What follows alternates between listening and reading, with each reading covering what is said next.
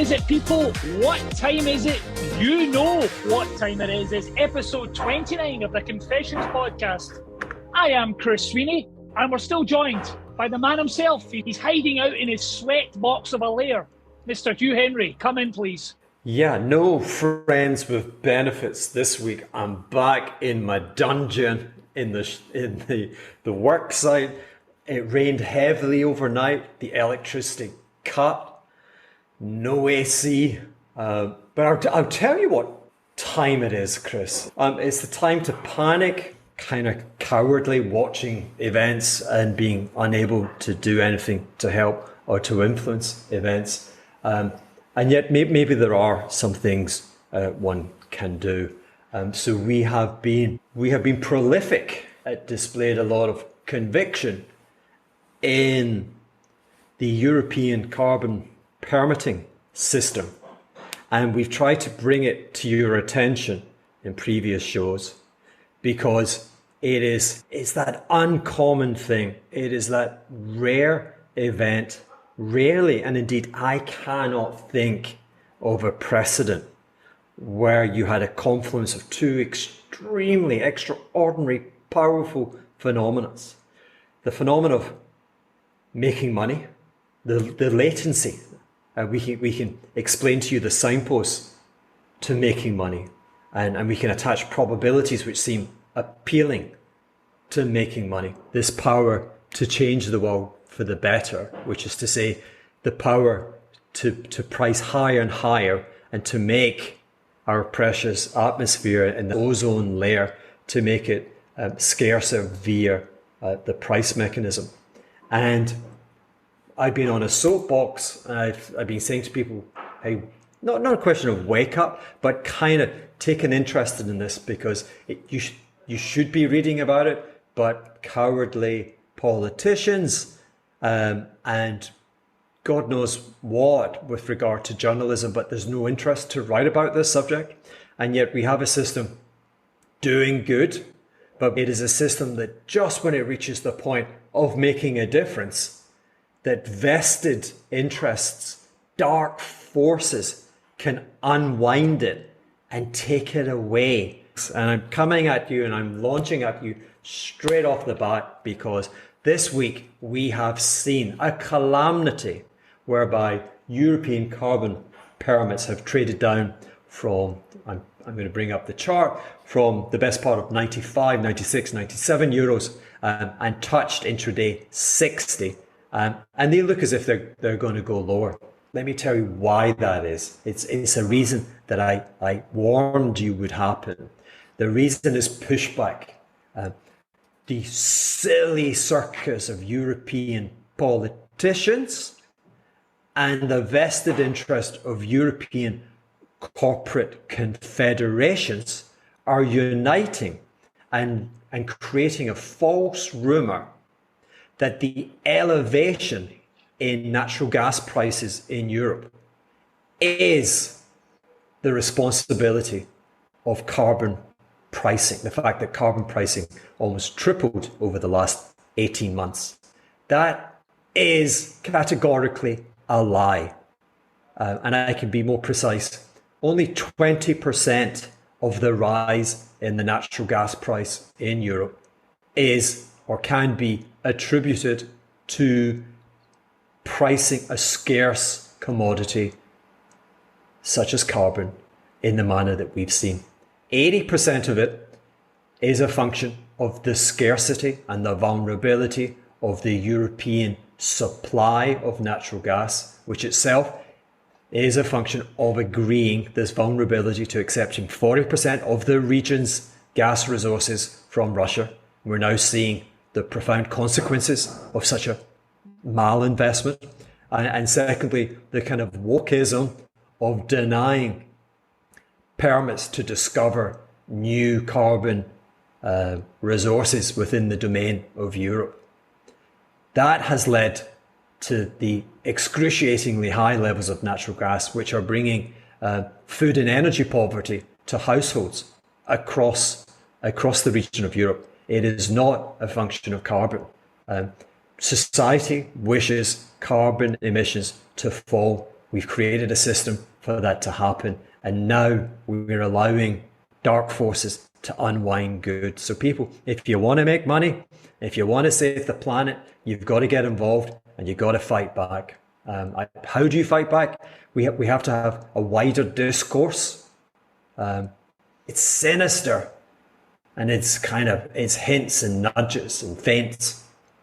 Legally, those damn politicians are bound to legally binding commitments to reduce carbon, but they can suspend it owing to the exceptional circumstances.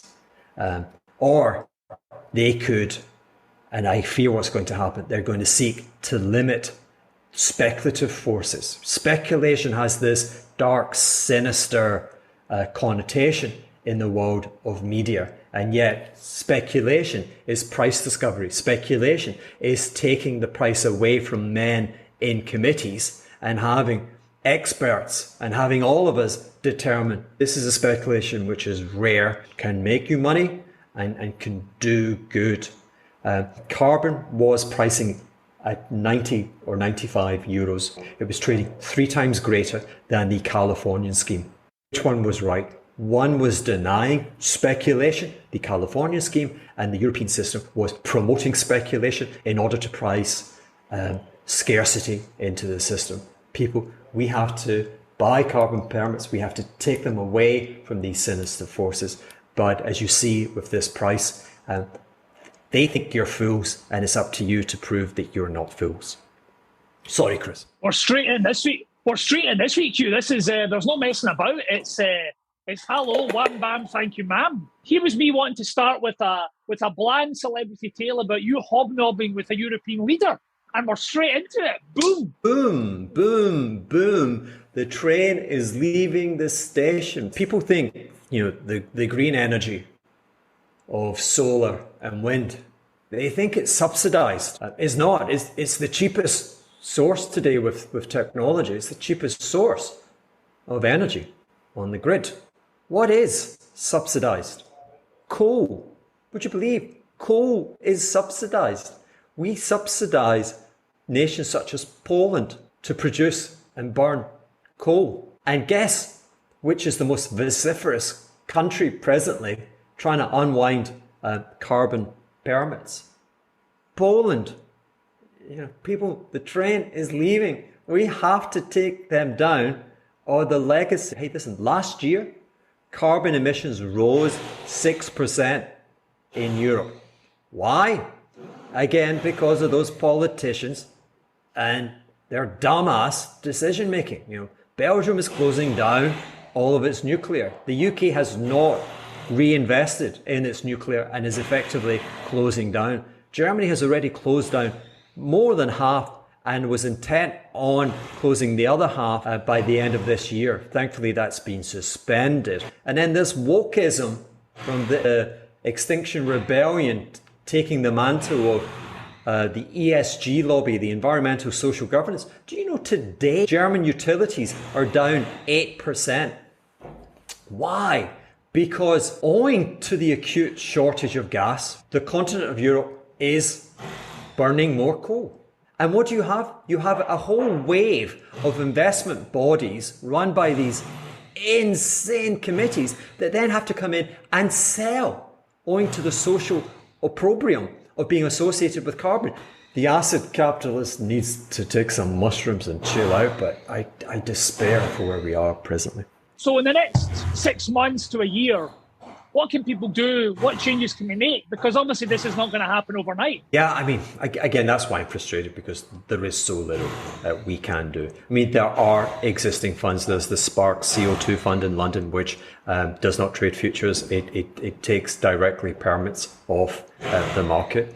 It trades every day. You should be buying some. But more importantly, it is the need for wider public discourse, wider public education. Like, carbon offsets are a myth, they're a con. This is the matrix. Offsetting is taking the blue pill. It allows you to live in a land of slumber and sleep, oblivious to reality, right? Carbon offsets do not work. They're a con. They enrich intermediaries. carbon permits, cap and trade systems, or the red pill. They are edgy. They have kind of difficult consequences in that we have to price carbon higher in order to encourage technological investments for a cleaner, better tomorrow. But one of the offsets there is that energy bill can be higher owing to that. But you don't ban carbon. You say to your MPs, you cannot represent us if that is your knee-jerk reaction. There are better things you can do. The first thing you do is you take away the VAT on energy, okay? At a stroke, you take away the carbon footprint in terms of it impoverishing ordinary folk in the here and now. Secondly, you can look at it positively, right? So again, I am just aghast at the vulnerability of Europe in terms of its energy. This cannot be, there is no solution tomorrow. There's no solution in a week's time, 6 months' time, 12 months' time, 12 years' time. The leads and the lags of this thing. So nuclear power stations, solution, 15 years. Try getting permitting to build the damn thing. No, the NIMBYs, no one wants it in their backyard. Okay, 15 years minimum. LNG, I have reservations about LNG because I think all you're doing is you're creating gas which has a higher carbon emission. Seems to be not worth the expense.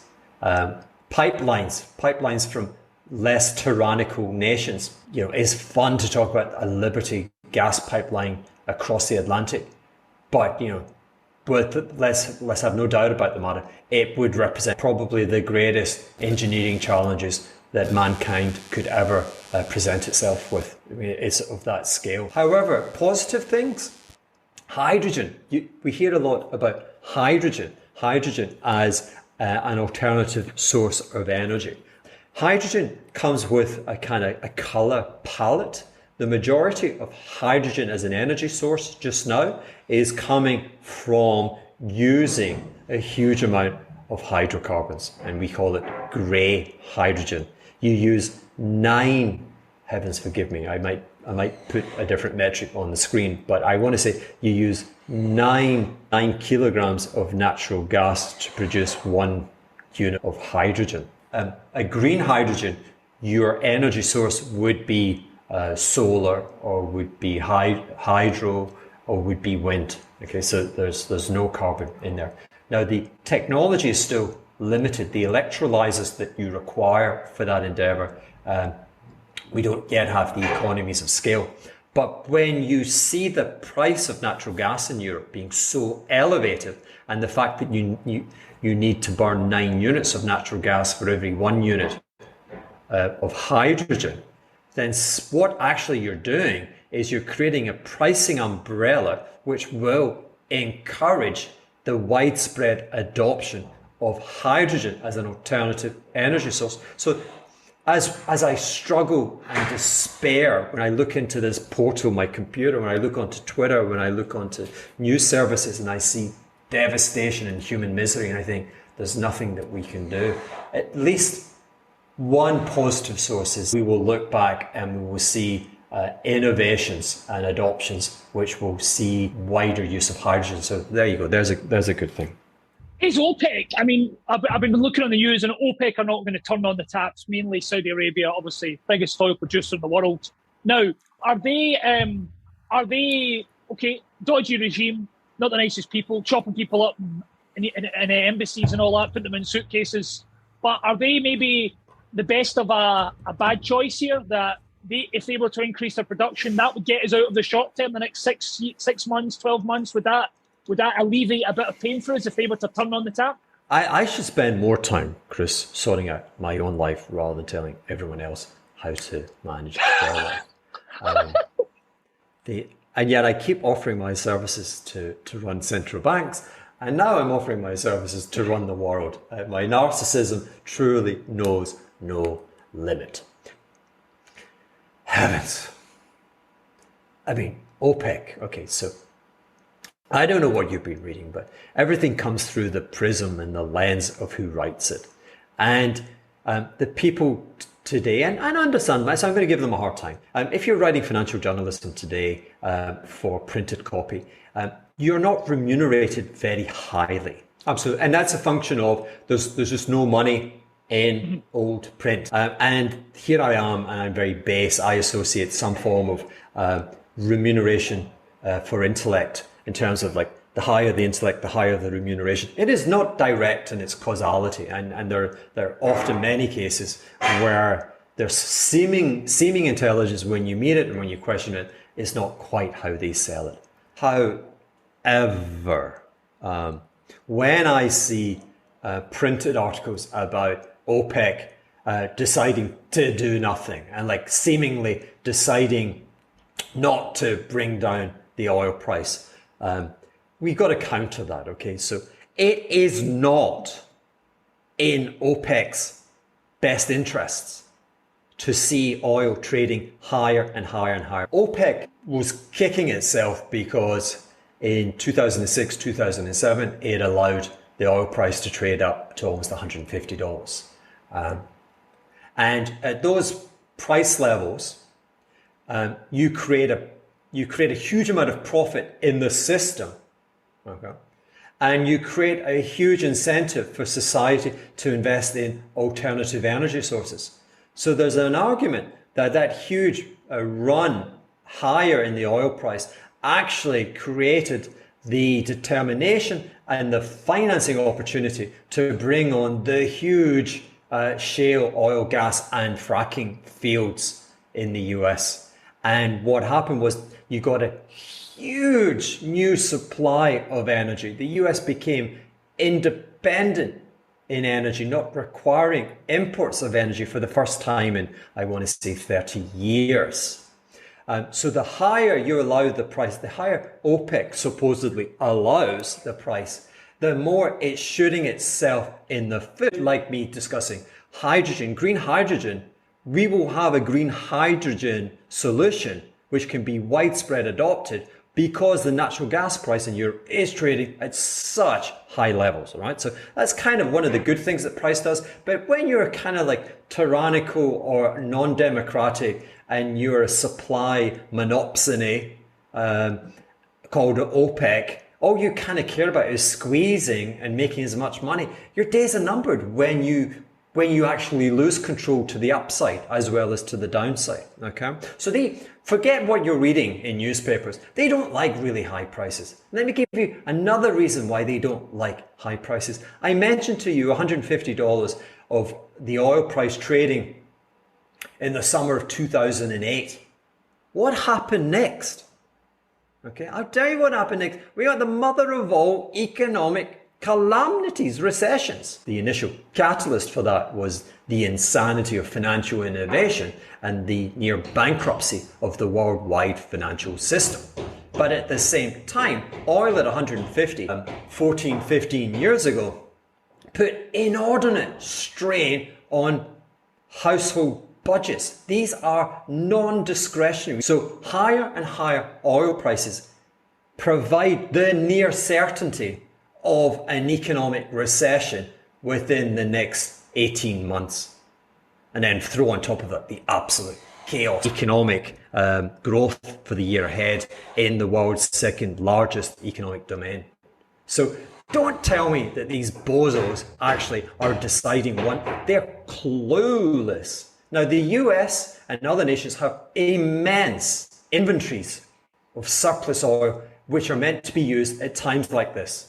And they're like offering some of it and they're jawboning. First of all, everything they say is Wizard of Oz. Everything is, and it's like central banks. They speak a lot. Their actions are less and more limited.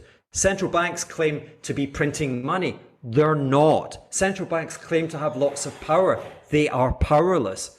Governments are the same. Governments have supposedly released millions of barrels of these strategic reserves. Clearly, they haven't released much. Otherwise, the price would be lower. Secondly, governments say that they have introduced sanctions, economic sanctions, because, of course, we are kind of timed out of any intervention militarily against the evil forces of Vlad the Blunderer owing to the nuclear stalemate. So we have to play and counter him with economics. None of the sanctions take place until, I think, the earliest of the 26th of March. Why is that? Why is it not today? Why was it not yesterday? Secondly, why is the United States, which is now, and it is capable independently of supplying its oil and energy demands from its domestic supplies. Why? Why is 7% of all the oil and energy going into the United States today, yesterday, the day before? Why is it coming from Russia? Why is the US sending dollars to Russia today for oil that it doesn't need to be consumed domestically? Again, this just all demonstrates that we live in stupor. We are all asleep. And when the only person who's awake is an evil, loony bin dictator, you find we're in a situation like today. Are you talking about yourselves there? Or are you talking about somebody else being awake? I am an intellectual psychopath who is very, very awake. I am looking for friends to join me. But can I just come back on when you say why? So I take all your points on board. You are the acid capitalist. So why are OPEC not then putting more oil out there to bring the price down and avoid the consequences you're talking about? Why are they refusing to increase from what they had agreed to, prior to all this Ukraine Russia nonsense? Great question, Chris, and great answers do not exist. Why, oh why, oh why? Exactly. Why, oh why? Well, let's take a slight, because we do sprinkle this podcast with a little bit of celebrity hedge fund glamour. So let me just bring in Hugh. You do like the old paddle tennis, aren't you? You're pretty tasty on, as we know from your Instagram, you are pretty tasty on the paddle tennis court. Is that correct? I've seen the slow down Instagram shots where you go for the ball, or and it's almost like you're at Wimbledon there. It's almost like I'm watching Roger Federer. But if you watch carefully, Chris, the slow motion and the ball goes past me, and I'm like, qu'est-ce qui se passe? So I love what this sport we're referring to. I have a court, and it comes under the domain of many competing titles. In Europe, paddle tennis would be a form of tennis which would almost resemble squash in the sense that there's a back wall which is played. That is not what we're talking about. In the US, I've heard it referred to as pickleball. I like to call it mini tennis. Paddle tennis is about 2/3 the size, and the net is about 2/3 the height of regular tennis, and you play it with like a really thick, larger version of a table tennis racket, and you use a ball which has been deflated of air, and it's very rapid. It's very cardio, and I like drinking tequila, and I like playing French rap, and so I don't know, what was the question? Well, the question was, you're pretty tasty at it. Do you think you could take on Serena Williams at a game of paddle tennis? Are you quite confident she was sticking out the same bars? Her on her outfit, you're on your all-white outfit, a slug of tequila, and off you go. Are you quite confident that you could match Serena on the court?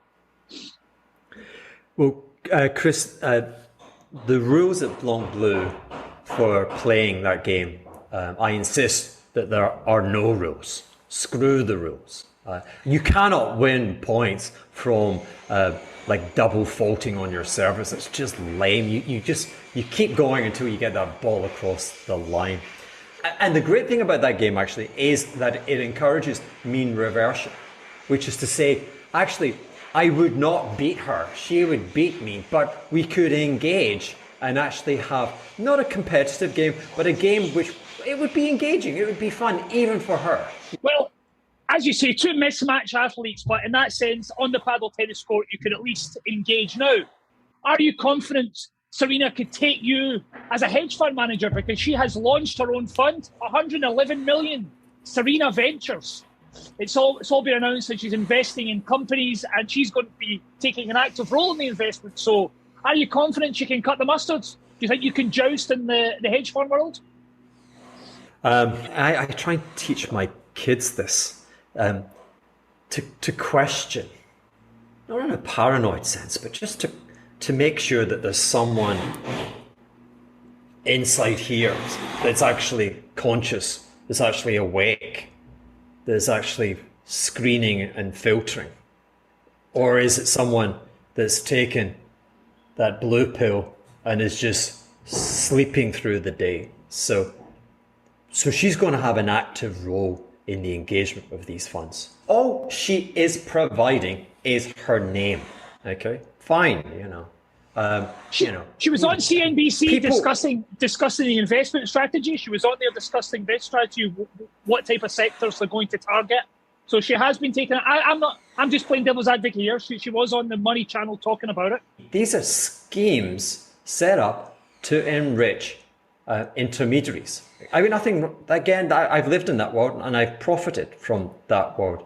But and the notion of you buying her brand to buy a financial product, you would have to be deeply, deeply comatose to believe that that's a good idea. Well, Serena, if you're listening, no offence, I'm still a fan. Hugh's not, but I'm still a fan. And if you want a game of tennis, I have said nothing slanderous or unintended towards her character. I think she has been taken hostage to poor advisors, and it's just like the president of America is arguably hostage to poor advising, or perhaps he's just not. Perhaps he's another one who's asleep. So Serena, pass. Well, discussing frail bodies and frail minds, a man that you've had a pop at in the past is Bill Miller, who's seen as a legendary hedge fund manager, all that kind of stuff. But before we get into what you said about him, because we'll go back to the monthlies as we always do in this podcast. But the one thing that he's been recently in the news saying that Alibaba is the cheapest big cap stock in the world. Do you agree? Chris, what is Alibaba? Alibaba is the Chinese version of Amazon, essentially, I think. I know that's quite a very crude way of describing it, but it's a marketplace in China where you can go on and buy pretty much anything. Bit like Amazon. Am I incorrect in saying that? No, but pretty good. And why does it exist? Well, it exists, I think, because the Chinese market is slightly different from the other markets. When you go there, you can't use like Google, for example. When I went there, they don't seem to have that. They seem to have their own system for a lot of things. Maybe the Chinese language as well. I'm not sure if Amazon works with that as well. Maybe I'm showing ignorance, but. So is that because the Chinese are different, or is it got something to do with geography? Is it got something to do with chemicals in the water? Like, why doesn't Amazon work in China?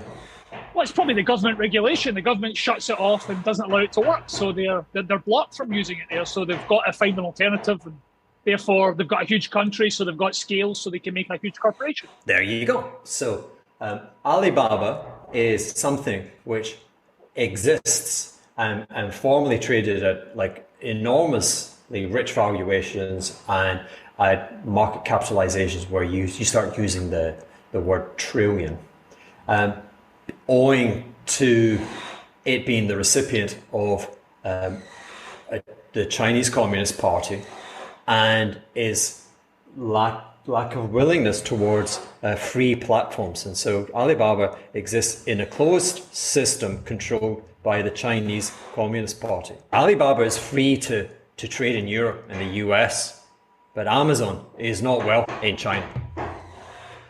So the value of Alibaba is entirely dependent on the sponsorship of the Chinese state. And a year ago, just a little more than a year ago, the Chinese state, the Chinese Communist Party, withdrew its sponsorship. Story ends at that point. So you're saying it's not good value, don't be daft, don't put any money into it. Bill Miller's talking rubbish. Supposedly you were ruminating and going through the pages of my thoughts from the calendar year 2007. And coincidence, at the end of that year, I had an investment letter where I rhetorically asked, is Bill Miller a genius? And I was alluding to the fact that for the previous, I want to say 15 years, he achieved something remarkable and commendable and rare, which is that he outperformed the S&P 500 every single year. I would not be capable of such an endeavor. I then was asking a question, and it's a question that we have repeatedly asked via the modern prism of the dear beloved Cathie Woods, simply because Cathie had produced exceptional performance, but over an exceptionally short period of time. I mean, Cathie did it for 4 years.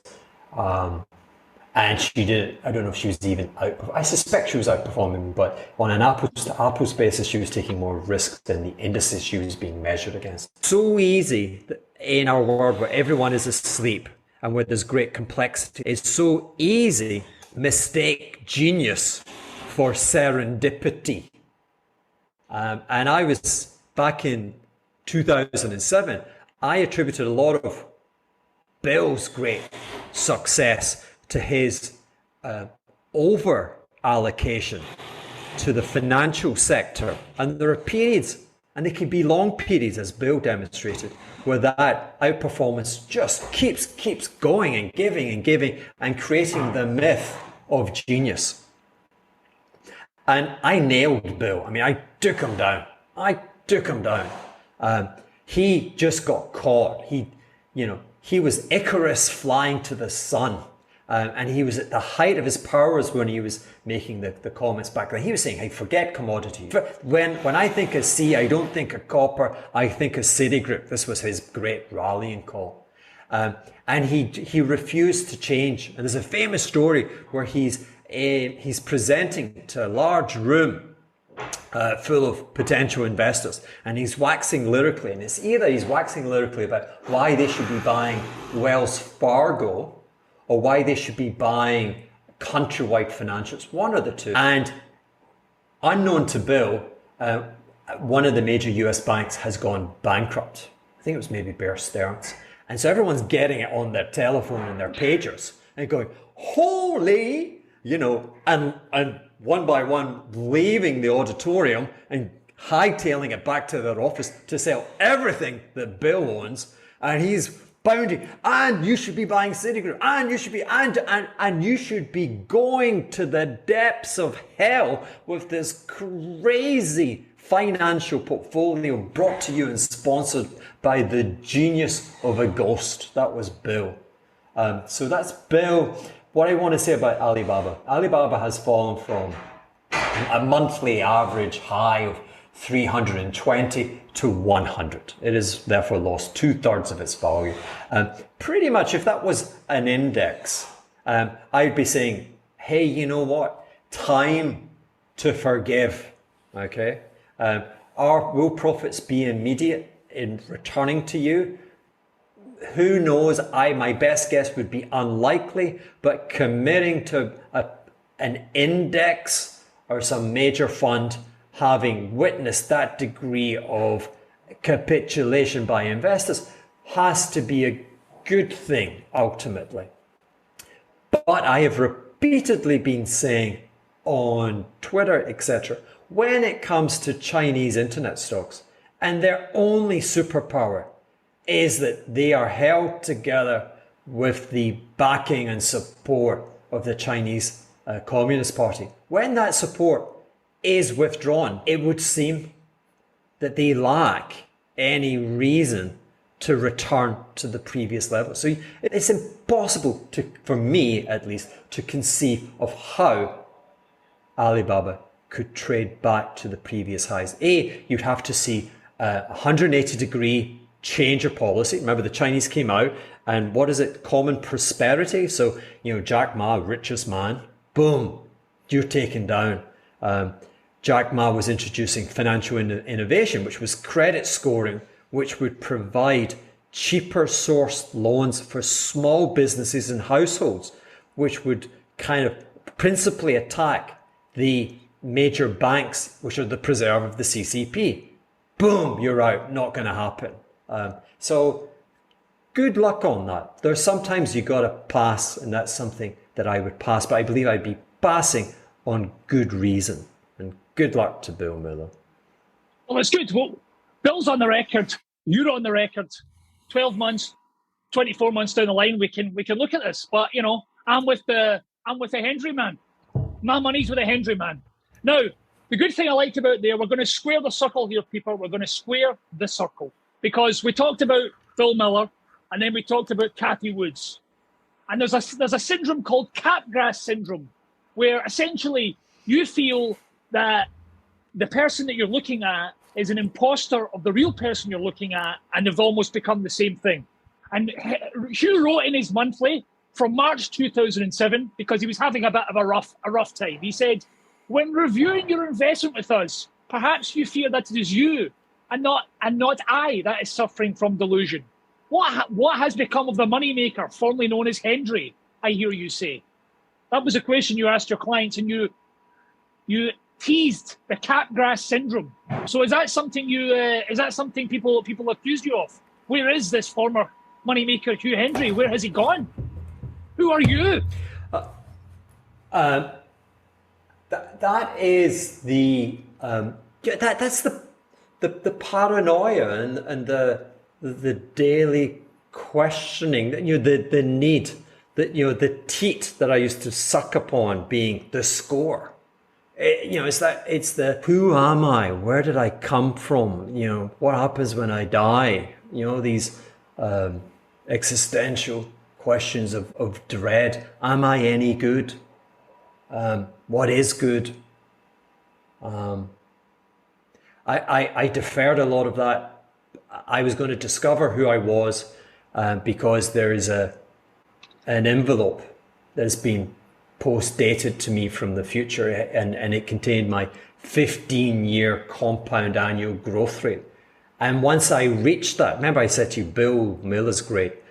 His reputation was strongly justified by the longevity of his outperformance. So 15 years is a long time. You're not a flash in the pan for 15 years. And so as a younger person, here we were 2007, I'm asking that question. I'm only 4 years into the gig. I don't know. I don't even have 5 years of compound annual growth rate. And so whenever I went through a period of losing money, I'm like, oh, the gig's up. Yeah, and I lived with that underwriting pen, boom, boom, right on my spine in that. But up until that point, you could redeem your money on a weekly basis. I mean, that's unheard of in hedge funds. But you didn't like me, take your money back. We'll facilitate it, and we did facilitate it. So I was a bank, and I was subject to runs, but like we're seeing in Russia. People are queuing up at their ATM because there's a loony bin, impoverishing the nation. And when I had moments which seemed, I was a loony bin, because remember, I was not taking orthodox investment decisions. I was not doing things that would be confirmed by your readership of the financial press. I was living on another planet. Okay, so I would have periods where that would be unrewarding, and I had nothing to fall back on. I couldn't say, well, but look, hey, listen, this is all I could say. This is this cookie idea, I am ashamed and I've seen the future. So you can imagine I was profoundly preoccupied by whether I was sane or not. I mean, it's still a relevant question. Am I sane? This voice is in my head.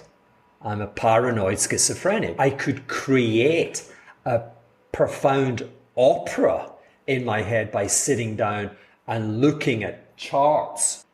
And I would take decisions from that operatic performance. And then I'd become profoundly paranoid as I saw the results. I think I mentioned what I liked even more from that investment letter, where I was trying to tease out these these delicate mental fragilities. I think I also mentioned Cotard's syndrome. Cotard's syndrome is very, very funky and very cool. And I must have read somewhere in the mix, which is why it features in that letter. And I had read about a fellow Scottish person, a Scotsman, and he'd been involved in a motorbike accident. And he was saved, but he was rehabilitating after this, after severe injuries. And he was rehabilitating in the country of South Africa. So maybe the accident happened in South Africa, but he was Scottish. And I was like, who's Scottish? Cotard syndrome. I'm like, what's Cotard syndrome? Cotard syndrome is when you believe you have died and gone to hell. And that seemed a very, very apt metaphor for my life. And of course, for the real life example, the heat of being in South Africa only confirmed that the poor guy was in hell. And my life was like that. The reason that I've sought salvation and tried to rebuild my mental faculties on this beautiful island of St. Bart's is because I was tricking my mind. I was tricking my mind into believing that I was on the verge of dying. Your brain is enclosed, it's dark in there. There's no window, there's no gap there. And any light that comes through your ears, the orifices of your ears, your nose, or your eyes, it doesn't penetrate. No light penetrates the deeper canyons of the brain. So the brain has to take it on trust that the idiot that's engaging with all the light is telling it the truth. And I was my feedback to my brain, I may as well have been fighting in Afghanistan.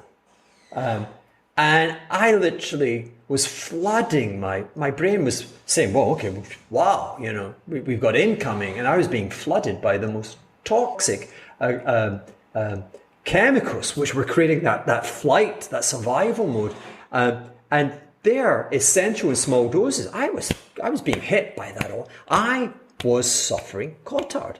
I was always thinking I was dead and I was in hell. And the hell was having to explain shamefully. And shame is this awful. Shame is if you feel shame, seek help. No one should feel shame. Shame is the worst of all emotions. It has to be rejected and fought against at all times. But I found that repeatedly. And that's, investing is this immense emotional theatre. It's ghastly. But do you think it made you a better hedge fund manager then than you are now? Because you had that paranoia issues in your mind, but it was driving you on. It was creating a manic state. It was keeping you on the edge, bristling, pulsating. Do you think you're a better hedge fund manager then than you would be now?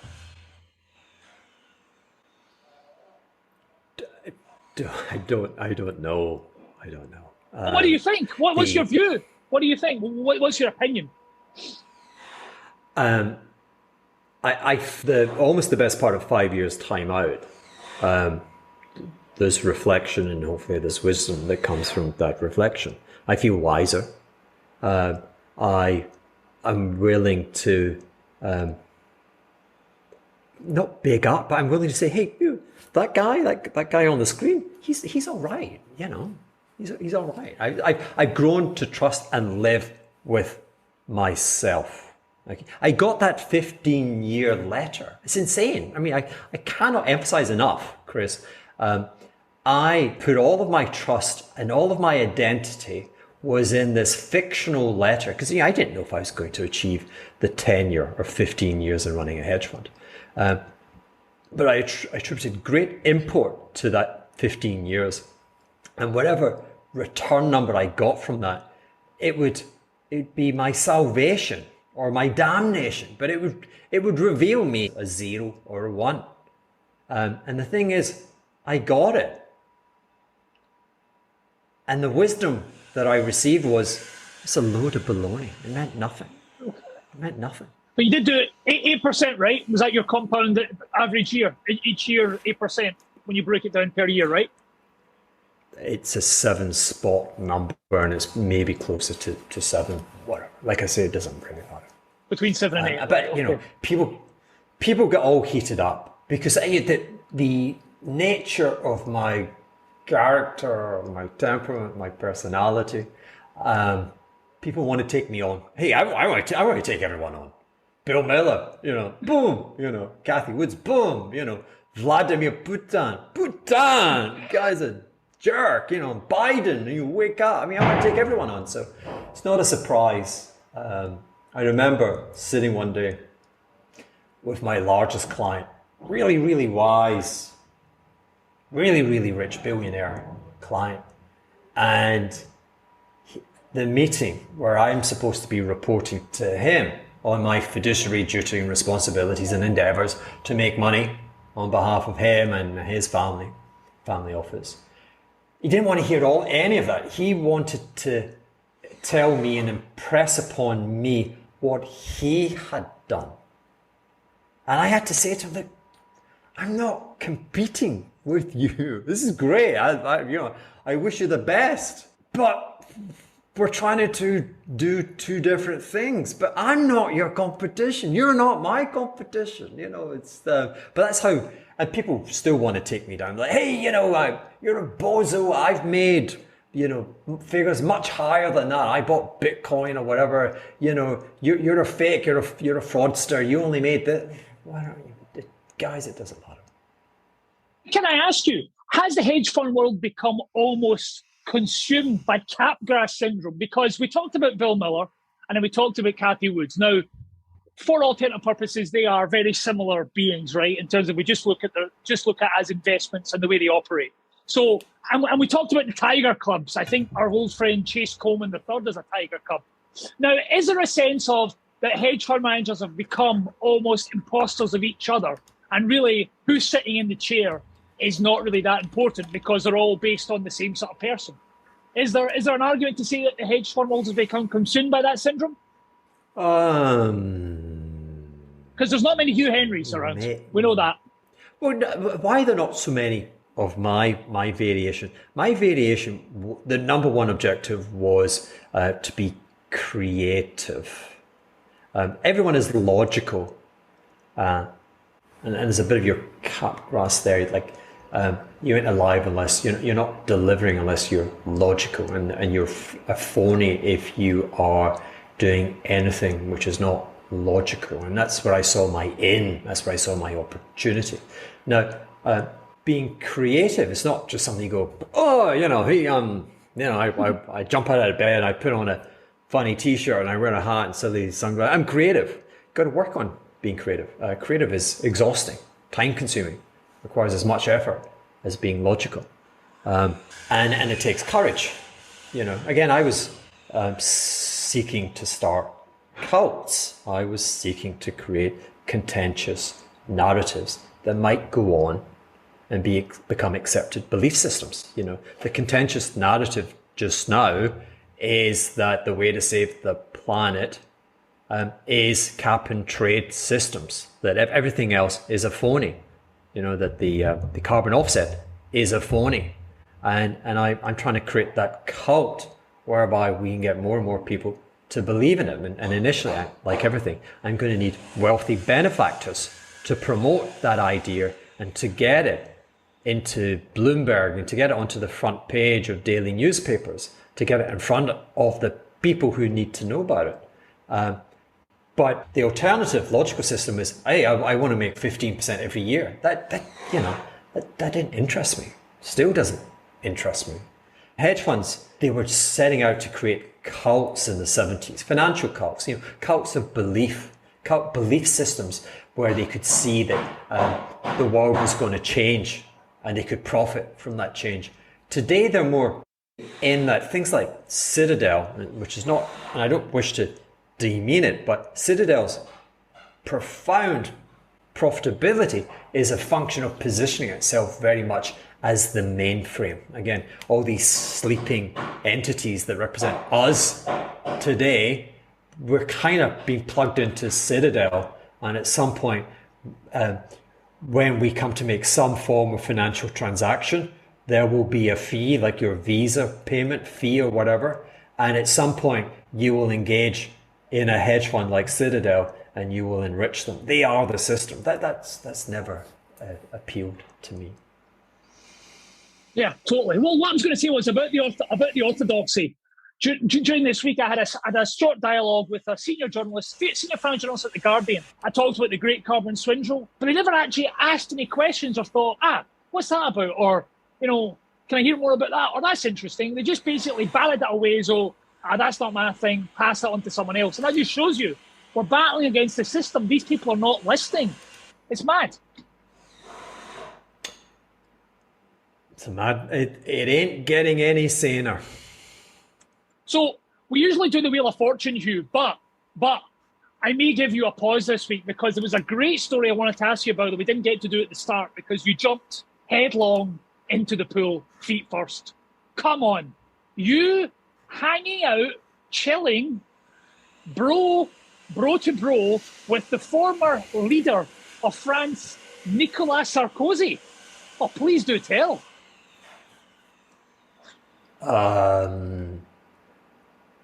Yeah, you're always into the guys, Chris. I mean, the best part about that story was Carla was there. She's pretty hot. I mean, he was a little kind of, imp guy in a cardigan, with a permanent grin. But, and yeah, sure he is, to be in the same space. So I lived in Paris from August 2018 to March 2020. I would have chosen to live elsewhere, but I lived in the 8th arrondissement. I could see the Arc de Triomphe from my window. You can see that apartment on the YouTube. My reflections, my Camus reflections of my life and my time spent in Paris feature prominently on the YouTube page. And my kids went to a school which is called Jeanine Manuel. Jeanine Manuel was a glorious resistance fighter, female, from the Second World War. And having seen the devastation that we are again being revisited today in Ukraine, she was very determined that we had to create a multipolar form of education, not them and us, but everyone. And so her notion was to create an international école, a greater representation of English, and maybe 2/3 of the students or 1/3 of the students were taken from an international, diaspora. And so 70% French elite kids, and then 30% thrown into the mix from bozos like me, but mostly, I mean, heavens, I've got wonderful kids. One of them she is tall, and she is 15, maybe going on 16, but kind of looks and acts as if she's 26. And she was in a class where the foreign kids were all Asian girls, and they just grow at a different rate. And these girls still had dolls and proms and stuff like that. And my kids what's happening here? Anyway, so you can imagine. One of the attractions really was that school had always kind of attracted a bit of a kind of rock and roll thing. I was very keen on meeting Serge Gainsbourg, and his really hot daughter, what she called Charlotte Gainsbourg. God, she's kind of hot. She went there, and so I was like, let's get into the after school event. There was always a party at someone's house, and whatever. So yeah, Sarkozy and Carla were there, and that story I was mentioning that story because we foolishly at one point expanded the G7 to the G8 to take on or to invite Vladimir, and Sarkozy back then was pounding the table about human rights abuses, from treatment of the gay lesbian community, to the war in Chechnya, to the assassination of journalists not friendly against the administration. And the response from Putin told everything. So again, what's happening today is vulnerability in energy supplies into the continent of Europe. Everything was known. This story relates back to 2007. Everything was known 15 years ago. Putin took down Sarkozy. He basically said, shut up, you're a moron, my country's much, much bigger, I will destroy you.